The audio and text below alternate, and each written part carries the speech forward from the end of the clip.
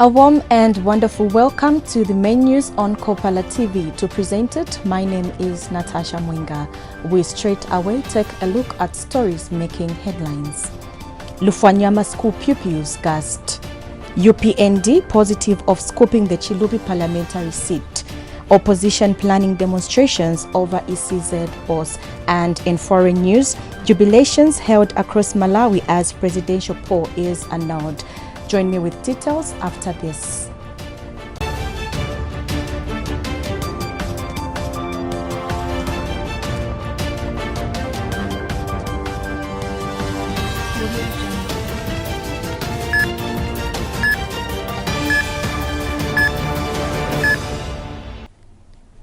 And now the news in detail. Unknown people have gassed the dormitories at Lufwanyama boarding school on the Copperbelt. Copperbelt Police Commissioner Charity Katanga has confirmed the development in an interview with Diana Kafwala of Kopala TV News.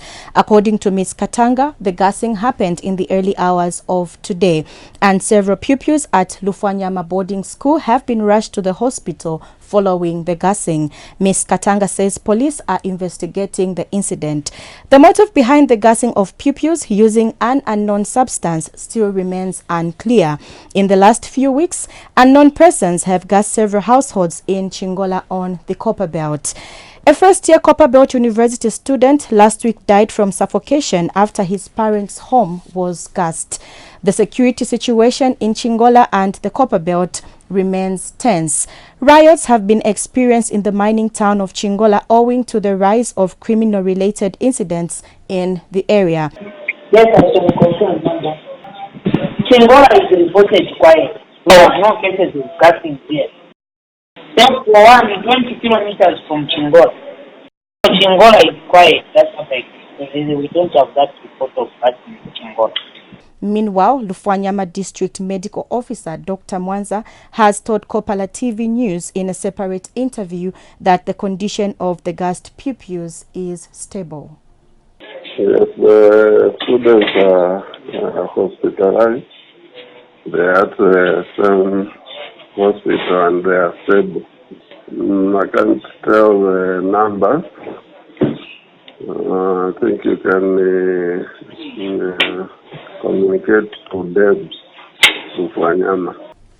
The Opposition United Party for National Development, UPND, has expressed optimism of scooping next week's Chilubi constituency parliamentary by-election in the Northern Province with a resounding victory. The biggest opposition party is urging all its members to turn up in large numbers and vote for the party in the February 13th tightly contested poll. Monica Bedu has details in this report. The race to Manda Hill for those jostling for the Chilubi constituency parliamentary seat has reached advanced stages, and all the 5 political parties eyeing the seat are courting the electorate in this part of the country. It is difficult to predict as to who will carry the day in the tightly contested race. And for the opposition UPND, the biggest political formation in the country, they too want to prove a point that they can turn tables in Chilubi. A victory for the UPND in Chilubi might turn their political fortunes, as the Northern Province is largely seen as a stronghold of the governing Patriotic Front. The UPND is leading a high-power delegation to Chilubi, led by former delegate Bernard Mpundu, and their message is centered on bringing development to Chilubi.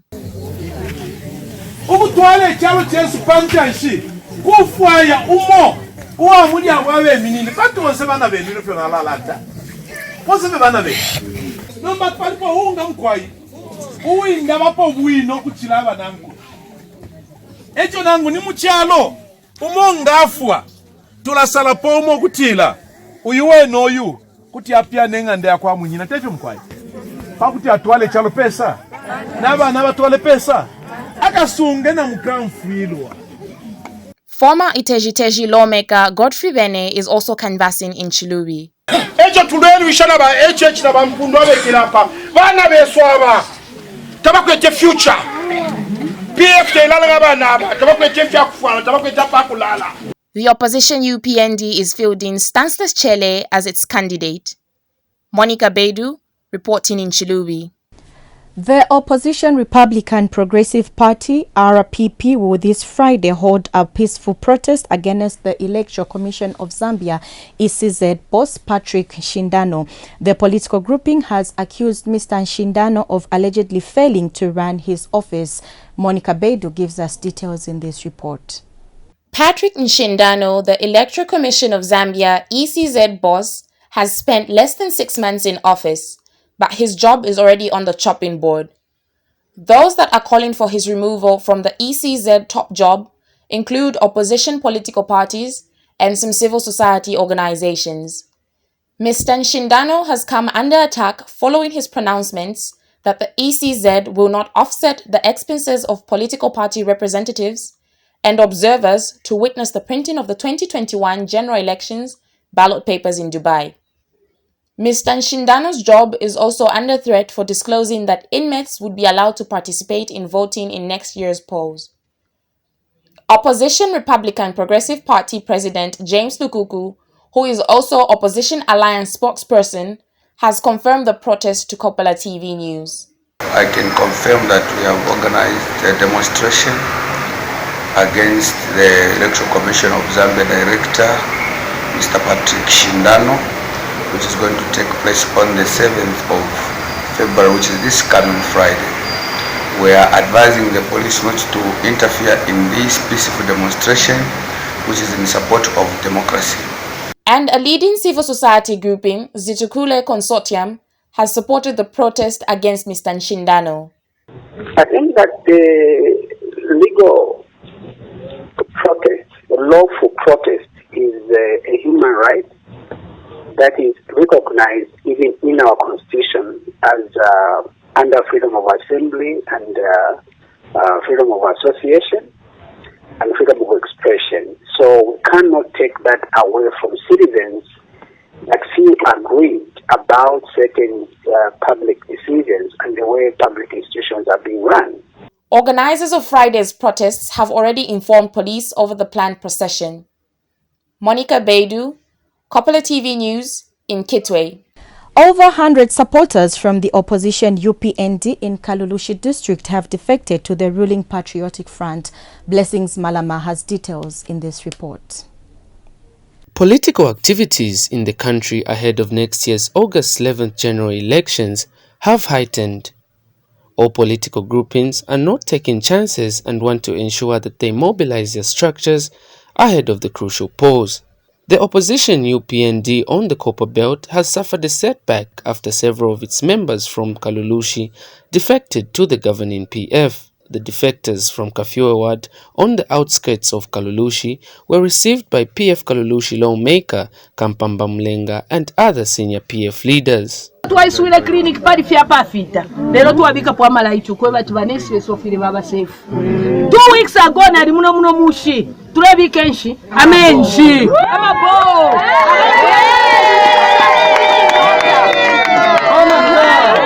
bachama ni mule ngatapali instapali so ocho ndelomba na mwebambi balaisa mu PF iseni mkwaina mkwata insambu shaku isatu joina. The UPND defectors were led by Pelenshi Nguni.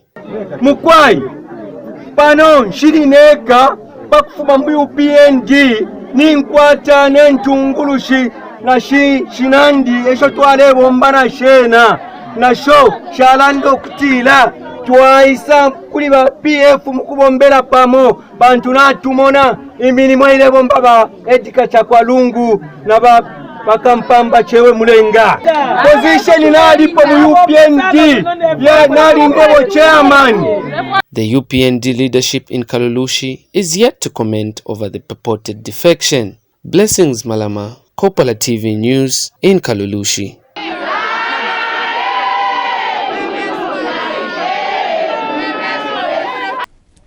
MMD members on the Copper Belt have endorsed former Finance Minister Felix Mutati as their sole presidential candidate for 2021 general elections.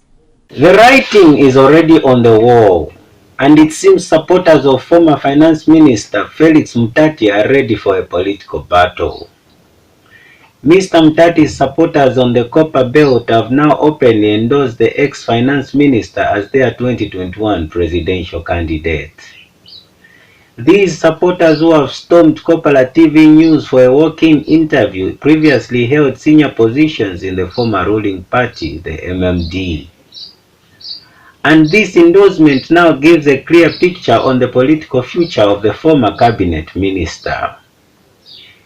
Many have been wondering what Mr. Mtati has been planning after he lost the leadership of the MMD to Nevas Mumba after a protracted court battle. Last week, Kopala TV disclosed that Mr. Mtati was behind the yet-to-be-registered Movement for Democratic Change, MDC. We are looking for other avenues where if we can find this already parties that are there existing, and if we can be comfortable, then we can join them. But the best route, of course, is to have our own party, if that will be a final route that we will take. Mr. Mtati's supporters have refused to support the Nevas Mumba-led MMD. At the moment, we haven't taken any side. That's why we have called ourselves defenders of democracy and the rule of law. But soon, if something is going to be unveiled, we will choose where to go and where to belong. According to reliable sources, Mr. Mtati, through his agents, have already deposited papers for the registration of the MDC at the Ministry of Home Affairs. Mr. Mtati has been contacted and is yet to comment on this matter. Analysts predict that the formation of the party by Mr. Mtati would be embraced by the academia and civil servants alike. Joshua Mwetwa, Kopala TV News in Kitwe. In case you've just tuned in, you are watching the main news on Kopala TV. We'll be right back.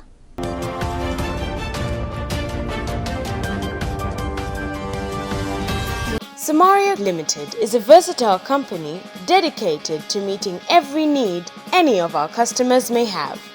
With us, you're guaranteed to have a pleasant and easy shopping experience with the best returns for your money's worth. We guarantee the best customer service in addition to the finest quality beverages at affordable prices. We have all your hardware requirements, from roofing sheets, wiring, piping, and much more. At Samaria Limited, we believe in good workmanship. Working well with one another is what gets our job done. Stationery is an essential. Whether it's a pencil for your personal drawings and designs, or a roll of paper for the company printer, we've got you covered. We stock various brands simply for your preference. We have an Airtel booth within our premises with airtime ready and available for all customers. We also offer Airtel Money services for easy money transactions and efficient clerks to attend to you, ensuring a fast and smooth procedure. If you're in need of any electronics, our store should be your go-to, with appliances ranging from household specifics to industrial commodities such as generators and inverters. If you need it, we have it. Our wholesale store stocks the best quality in food and other products, including cleaning necessities. And above all, our affordable prices ensure that you know how much we value you. You can find Samaria Limited along President Avenue North, opposite Zambia Railways in Dola, or call us on 0212 613 336 or 0212 619 992. Samaria Limited, your one-stop center for all you need. Looking for an opportunity to grow your business? Well, Kopala TV has good news for all small-scale businesses. You can now advertise on Kopala TV's Makwebo. Bonseba na mayo na bashtata. Iseni mulangishe amakwebo yenu pamutengo uachepa nga 100 kwacha. Yes, you heard right. For as low as 100 kwacha, your business will get its peak. Whatever the business, we will advertise. All you need to do is send a text of what your business offers, indicating the name, location, and contact details to the number below. Payment for the advertising spot can be made through MTN mobile money on the number down below. Makwebo, make your business known.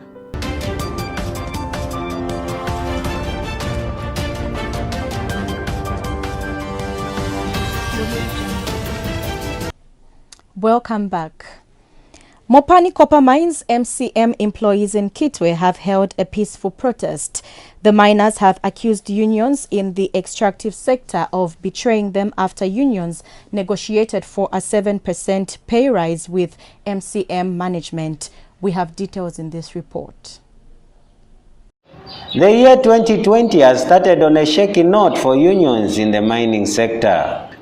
Just 2 weeks ago, Chambishi Metals on the Copper Belt was closed, leaving over 200 workers redundant. In the same period, a group of miners protested to the Mine Workers Union of Zambia, MUZ, over the recent signed corrective agreement between MUZ and Mopani Copper Mines management. And today, miners are back in the news.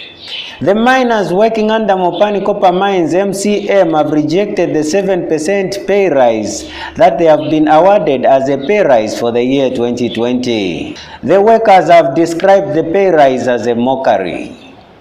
The hungry miners have stormed the MUZ head office in Kitwe, have accused the union of betraying them. And they want to know why their union allowed Mopani to award them a 7% rise. Opposition National Democratic Congress NDC National Chairperson for Labour, Joseph Chishala, has supported the protest by miners, saying the 7% pay rise awarded to miners is little. We are asking for our company to give us a good increment. No. Each time they air their grievances, we are not fearing. Milk it. It's the food that they are feeding us. Now, see what is happening. Each time we consume this milk, what is following? Diarrhea. And they bought a lot of toilets because they knew that these people, after consuming milk, they will be having diarrhea. And that's why they brought all those toilets. The money which is supposed to be given to us is now going where? To the toilets. Even a footballer, honestly speaking, who is being sponsored for Bani is feeling better than us. MUZ President Joseph Chewe has advised the miners not to go on strike, saying they risk losing their jobs. Joshua Mwetwa, Kopala TV News in Kitwe. The Law Association of Zambia, LAZ, has maintained that the proposed Bill number 10 is retrogressive. LAZ President Eddie Mwetwa says the association has acquainted itself with the contents of the report of the Parliamentary Select Committee on Bill number 10 and has noted the fact that although a number of stakeholders made various recommendations on the bill, some of which are laudable, the reality is that Bill number 10 remains as it was when the bill was published in Gazette Notice number 660 of Friday 21st June 2019. LAZ is therefore earnestly calling on the government to withdraw Bill number 10 before a fresh progressive constitutional amendment bill built on consensus of all stakeholders is reintroduced in Parliament. Mr. Mwetwa said this in a statement issued to Kopala TV News. You are watching the main news on Kopala TV. For now, we break off for our commercials. We'll be right back.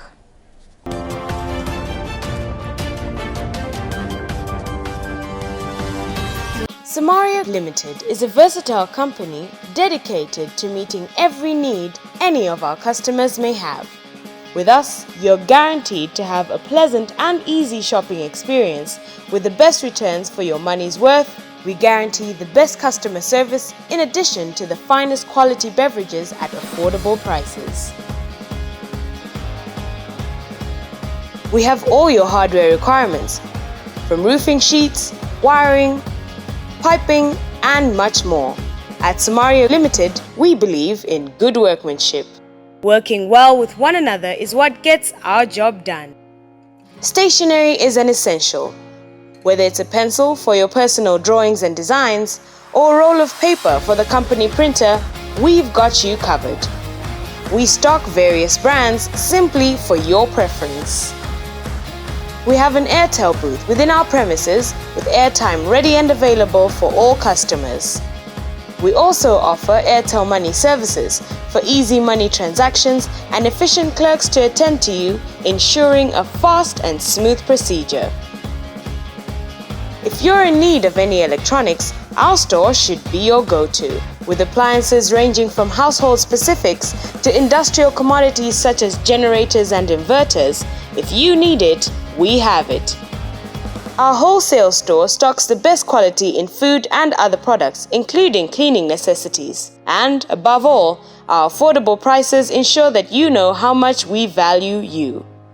You can find Samario Limited along President Avenue North, opposite Zambia Railways in Dola, or call us on 0212-613-336 or 0212-619-992. Samaria Limited, your one-stop center for all you need. Looking for an opportunity to grow your business? Well, Kopala TV has good news for all small-scale businesses. You can now advertise on Kopala TV's Makwebo. Bonseba na mayo na bashtata. Iseni mulangishe amakwebo yenu pamutengo uachepa nga 100 kwacha. Yes, you heard right. For as low as 100 kwacha, your business will get its peak. Whatever the business, we will advertise. All you need to do is send a text of what your business offers, indicating the name, location, and contact details to the number below. Payment for the advertising spot can be made through MTN mobile money on the number down below. Makwebo, make your business known.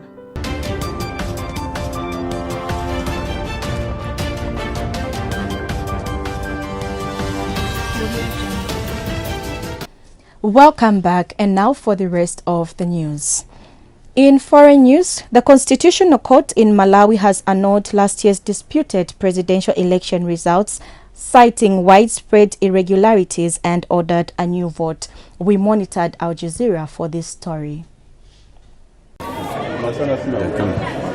It was a unanimous decision. 5 Constitutional Court judges nullified May's presidential election result, saying Peter Mutharika did not win a second term.